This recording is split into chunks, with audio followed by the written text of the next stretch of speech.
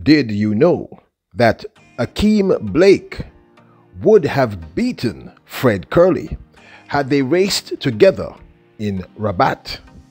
Welcome back to the channel, people. Welcome back to the channel. If this is your first time here, thank you for making it Peter Lloyd World. Go ahead, please hit the subscribe button so we can continue to grow. When you do that, hit the notification bell so you know when the next video drops. We drop a video at least once a day here on Peter Lloyd World. Also, if you enjoy the content, please hit that like button. And finally, leave your thoughts after this sports analysis where we take a look at and we break down the races. So, ready? Yep. Good to go. Well, over the weekend, we saw two remarkable men's 100-meter races. One took place at the LA Grand Prix, sponsored by the USATF, and the other took place in Rabat. Both were exciting and featured some of the fastest men on earth, including the likes of Ferdinand Omiala, Simbini, Christian Coleman, and others. But the two we're going to talk about is Ackeem Blake and Fred Kerley. Now, in the men's 100 meters at the LA Grand Prix, it was Jamaica's Ackeem Blake who won in a time of 9.89 seconds, scoring a new personal best, a new personal record in the men's 100 meters in a highly competitive race in which he reeled in the fastest man out of the blocks alive today in the men's 100 meters, the remarkable Christian Coleman. He beat him in fine style. In fact, Ackeem Blake posted on his social media places, "We had a loaded field of world-class competitors. I'm happy to be counted among the best, and I'm pleased to have ran a PB of 9.89 seconds."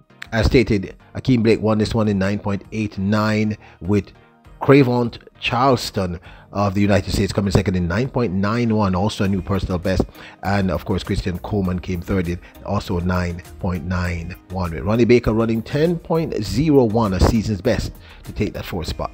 Men's 100 meters from LA. And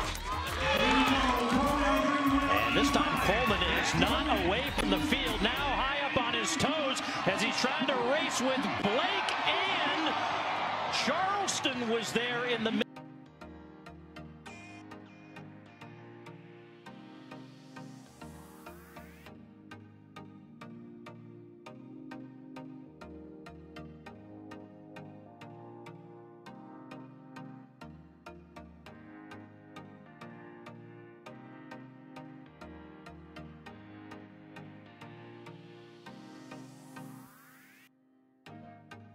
Blake's maturity was on display in this one, as he was patient, didn't panic when Christian Coleman got out ahead of him and reeled him in those last 5 to 10 meters. The next race, of course, features the reigning world champion, the remarkable Fred Kerley of the United States. This took place at the Rabat Diamond League, and in this instance, Kerley took on the fastest man so far for the 2023 season, the world leading time running the 100 meters, Kenya's Ferdinand Ominyala, and Simbini of the Simbini of Africa, apologies, and Jamaica's Johan Blake. Fred Kerley continued his winning streak so far for the 2023 season, running a meet record of 9.94 ahead of Akani Simbini, who ran 9.99 to come second, with Ominyale running 10.05 to take that third spot. Big twitch there from Kerley. Slightly better start from Trayvon Bramell, but Kerley moving smoothly now, beginning to get away. He's the biggest, he's the most powerful, he's the quickest tonight.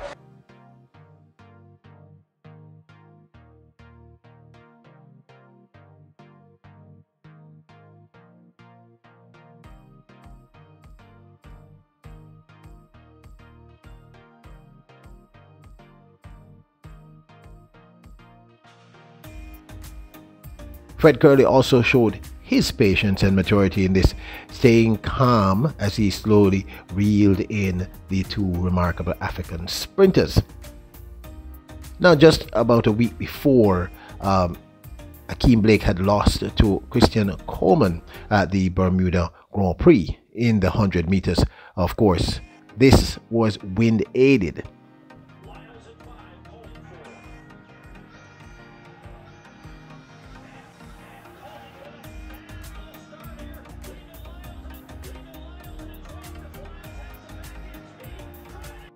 And Fred Kerley has been pretty much unbeatable for the season so far.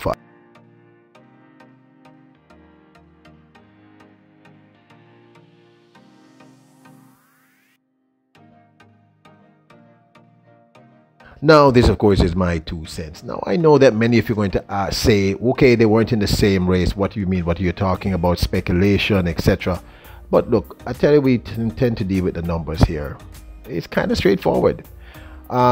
Within 24 hours of each other, they raced against some of the best in the world.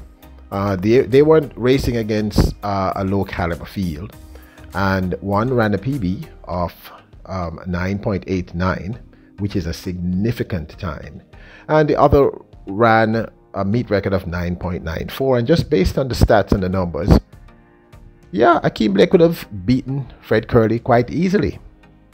Now, I know that there are many other factors that we have to look at. The conditions, altitude, psyche of the both runners. But there's a similarity to both races. Both men remained calm. They were left in the blocks. Both were calm. Both reeled in their opponent. And the rest, as they say, is history. But facts are facts. Just based on the numbers.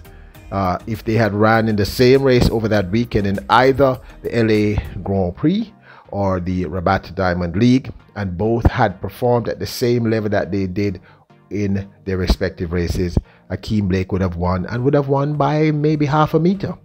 So this, I think, is a very, very important thing. Now, I featured the previous race with Ackeem Blake losing to Christian Coleman for a very specific reason. He's made massive strides. I've been talking about Ackeem Blake since last year. I've been saying, look out for this young man. I see all the potential for greatness. And he remains humble. He remains focused. He doesn't get distracted. Same qualities that I see in Fred Kerley that I must concede that I also absolutely admire and respect. This is going to be a heck of a season, people. Because the fact of the matter is, as I said, just based on the numbers, and how close both races were in terms of the vicinity, Ackeem Blake would have won by a clear half a meter, if not more. There's a huge difference between 9.94 and 9.89, and Blake just seems to be getting better. But I also must tell you, so does Fred Kerley. And Fred Kerley does have a slight advantage in the sense that he's a champion, and champions do not go down without a huge fight. But Ackeem Blake is showing many attributes of someone who really wants to get there. Like I said, he's remaining humble and focused, and the same thing with Kerley. Both men, I can't wait to see them run. But I'm just telling you, based on the numbers, had they raced over the weekend and both ran the same races that they did, Ackeem Blake would have won, and won quite easily. Now, maybe Fred Kerley being pressed by an Ackeem Blake would have responded differently from Christian Coleman, and maybe we would have seen a faster race. But I'm saying at this point in their prep, and that's key here, at this point in their prep, Kerley's going to get faster, Blake is going to get faster. We're not quite sure what we're going to see. But at this point in their prep, had they raced over the weekend, Ackeem Blake would have beaten Fred Kerley, and that would have been a huge scalp for him to take. I mean, mark you, beating Christian Coleman is a huge deal. Psychologically, the boost that's going to give this young man is going to be massive. But this, of course, is my 2 cents. I would really love to hear your thoughts on this one. Now, don't forget to hit the subscribe button, hit the notification bell, hit the like button. Remember, you are royals, kings, and queens. Bless up!